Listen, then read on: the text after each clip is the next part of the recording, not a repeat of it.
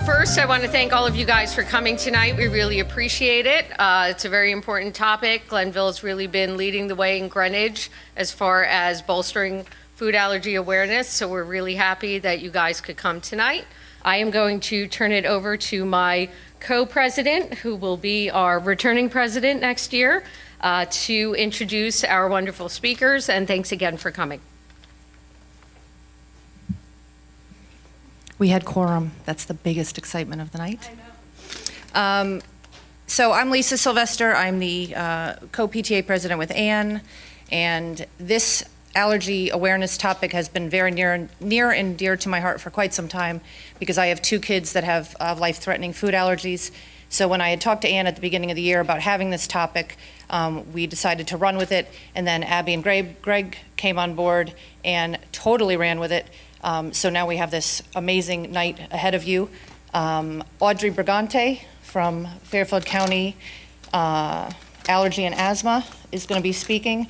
Carolyn Conelias, our school nurse, and Sandy Kornblum, who a food allergy coach. So we have lots of fun, exciting things for everybody tonight. So sit tight, and here we go. So we have a food allergy packet that when we have an identified student with a food allergy that we discuss with the parents, and we have them have a lot of forms filled out. We meet with the parents, we get documentation of the student's food allergy, and we discuss the plans that we're going to put in place to keep the students safe while at school. We talk to the parents about teaching their child to refrain from sharing food with other kids, avoiding their allergen. We really emphasize, teaching and discussion, and a lot of it. We have an emergency health care plan, and we have authorization forms for administration of medication that we need the doctor to fill out. And based on this, we come up with an individualized health care plan for each student, depending on what their allergy is. We have students with food allergies, we have students with latex allergies, we have students with insect allergies.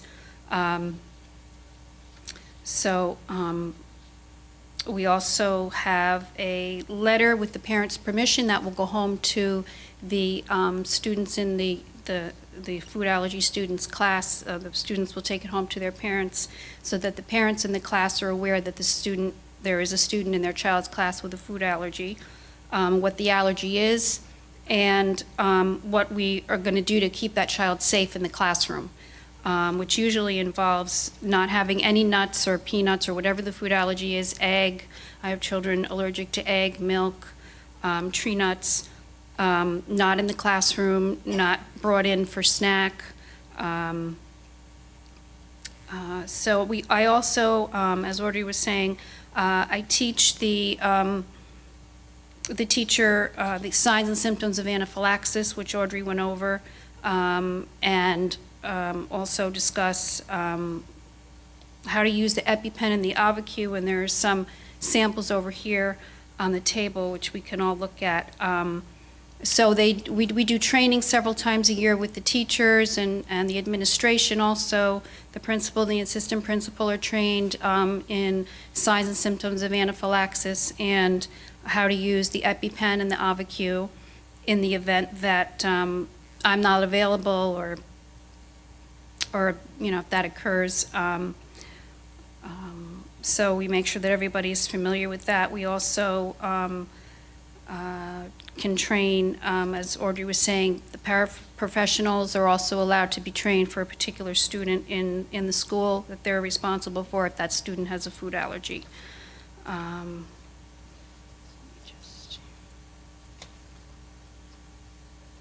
Okay, so the emergency medication is normally kept in the nurse's office with me for each student. We do have some students that carry an EpiPen on them, and we also have a couple of students where it is allowed through the doctor saying it's okay, and myself, for the teacher to carry the EpiPen, and the EpiPen goes from classroom to classroom with the student.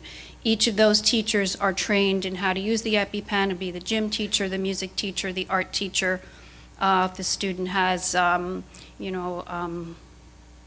reading class, extra help, whoever is with the student at that particular time, the EpiPen is handed off to that teacher, and they're trained in the signs and symptoms, again, of what to look for, what the student is allergic to, and how to use the device. And the school health plan, again, we go over sending out the letter to the parents in the class, teaching the teachers signs and symptoms of anaphylaxis, and field trips. Okay, so when there's a field trip, the medication, any medication that any student has in the school, whether it's Tylenol, an inhaler, an EpiPen, the teachers are taught by myself how to use the medication. The doctor's orders are copied and sent with the medication with the students on the field trip. Let's see. Okay, and then we also have a protocol in place for the cafeteria personnel. And I'll just show you, this is just a picture of what the emergency treatment plan looks like, and it just, again, gives specific instructions for me what to do in the event of an allergic reaction. And usually the first line of treatment is an EpiPen. So that'll always be the first thing. We always ask for a picture of the child because this plan is given to, it's left in my office in a food allergy binder. I give it to the teacher, so the teacher puts it in his or her substitute manual, so then when there's a substitute, the sub will know what the student's name is, what they look like, and what their allergy is. And we also have two other food allergy binders. There's one in the cafeteria for the cafeteria monitors that rotate through and take care of the children during lunchtime, and I go over all of the kids with them the beginning of the school year, and as needed, of all the students that have food allergies. They have their picture. They know whether or not they'll be sitting at the food allergy table. And then the cooks in the cafeteria and the head cook also have a binder, and they know of all the students that have food allergies. They have the picture and what the allergy is. The monitors also have walkie-talkies. I have a walkie-talkie, and there's also a phone in here. Then we also need authorization, again, from the doctor for all of the medications that I would have. Okay, and then the specific protocols in place that we have for the cafeteria are, as I spoke about, the food allergy binders. There's one kept in the cafeteria, one in the kitchen, and I have one in my office. We have food allergy envelopes. All elementary students are given food allergy alert envelopes if they're going to be buying lunch with cash. And this is if they don't have a PIN number, where they would go up to the cash register and put their PIN number in. So we do it in grades K through 2, and they're given a food allergy envelope, and it has their name, what their allergy is. It's red on the front, and that is handed to the cashier, who is usually the head cook, and she's very aware of all of the kids with food allergies. So it's an alert for her to look at the student's tray and make sure that whatever is on the tray is not something they're allergic to. Children in grades K through 1 have red lunch cards. If they have a PIN number and a debit account with the cafeteria, the red card, again, is another alert for the cashier to check the student's tray for any items that they might be allergic to. And we have actual alerts that come up on the cash register. Our food services department head, his name is John Hopkins for the Greenwich Public Schools. Every year at the beginning of the year, and as new students come in, I call him or usually email him with all of the students who have food allergies and what the allergies are. And they are all entered into the system, into the database, the cash register system here at Glenville School. So when a student comes in to buy lunch, they go to punch in their debit number, their PIN number, a message will appear on the cash register screen alerting the cashier that the student has a food allergy, and then she will check the tray and make sure that none of the offending foods are on the student's tray. We also have John Hopkins they're in the process and have updated the lunch menu, what's the word? The lunch menus on the I can't think of what it is. Online, when you go online and, for the Greenwich Public Schools, or even I think you can get it through Glenville School, you can see the foods that are sold in the cafeteria and what the ingredient labels are. And some of them, do change, so you really should check it probably every time your child buys lunch, just to be on the safe side if they're going to be buying lunch that day, to make sure that none of the ingredients in the pizza that they've been having for the last, couple of months hasn't changed. Sometimes they do change vendors, and I know that they're working on really updating the website and making sure that it's safe. So I do want to go over also the food allergy awareness letter that was drawn up by Dr. McCursey, John Hopkins, the Food Services Director, and Mary Ford, the Director of Pupil Personnel Services. This was dated December 11th of 2014, and I know it was on our website. So what this is really, it was a great letter, and it's really helping to really make food allergy awareness much more in the forefront, and to help keep our kids even that much safer in school. And the purpose of the letter is to suggest ways in which we can all work together to reduce the risk of students with food allergies in the school. So there were a lot of recommendations that were made, and I'm just going to go over a few of those, and just want to make sure that you keep them on your radar. And I also have copies of the letter here also, if you would like to take a copy. So they ask that you please try to avoid sending your child to school or to after-school activities and programs with peanuts, tree nuts, peanut butter, or foods made with nuts, or prepackaged foods with printed warning labels that say may contain nuts. If your child has eaten nuts prior to going to school in the morning, we ask that you make sure they wash their hands with soap and water. As Audrey said, water alone and hand sanitizers are not sufficient to remove nut residue. And also, please have your child brush their teeth after eating peanuts or tree nuts and before coming to school. If you do send these foods only as lunch or as snack, please label the bag that it contains nuts. So we would ask that you have a separate snack bag and a separate lunch bag when your child comes to school. If they have nuts in them, peanuts, tree nuts, that you label it. We do have here at Glenville School special tables in the cafeteria that are marked for students with food allergies. And in the letter, it asks that to make sure that your elementary school child knows if his or her lunch contains nuts, so that they don't sit at the peanut-free table. So yes, at Glenville here we have a peanut-free table, and the table is, it's up to the parent if they want the child to sit at the peanut or tree nut free table or not. The tables are wiped separately with a cleanser, with paper towels, disposable paper towels that are not used on any of the other tables, so there's no chance of cross-contamination. The tables are not left out. They're stored in the closets here at the end of the lunch waves. They're not used during, other activities or after-school programs. The custodians are excellent at cleaning the tables. The lunch monitors are very good at washing the tables between the lunch waves. They even wash the chairs, the legs of the chairs under the tables. So they're very well versed on cross-contamination and cleaning them well. We also now have wipes in the cafeteria. While hand washing with soap and water is the best way, it's not always possible to remove peanut residue. So we're asking that children that have eaten a nut or a nut product during lunch, that they're going to be now using a wipe after to wipe their hands.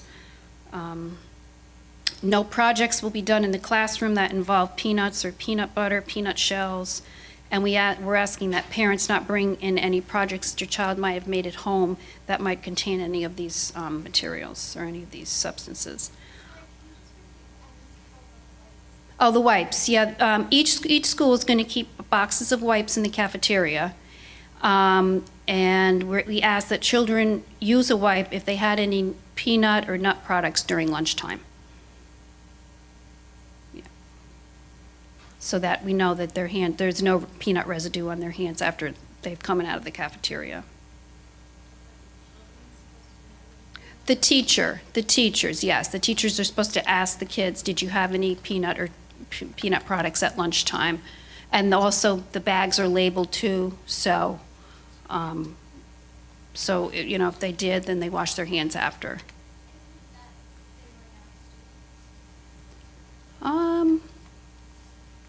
Well, I mean, it's really just, we're just trying to keep everybody safe. Before, we have the hand sanitizer stations, and, when we realized, and, we now know that, the Purell doesn't really kill the peanut proteins, and the wipes do. These are really, they're not mandates, they're suggestions, so we're just trying to keep everybody as safe as possible and to make sure that, we minimize the amount of peanut residue that's, circulating.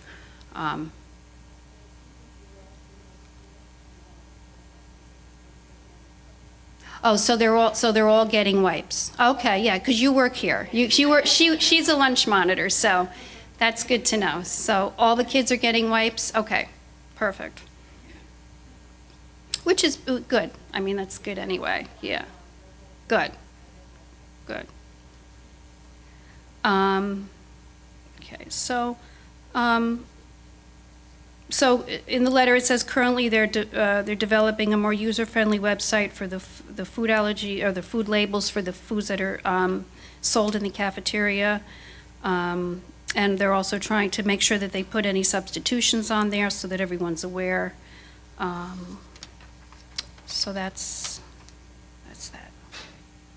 Okay, so sort of reiterating what Audrey said, we just want to keep all students in the school with food allergies as safe as possible, and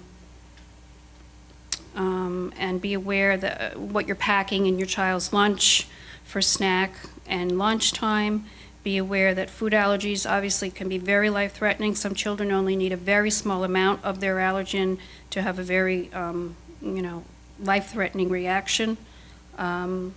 And we want to make sure that you realize that it's not to be taken lightly. These students can become seriously ill in a very short amount of time if they're exposed to their allergen or ingest their allergen.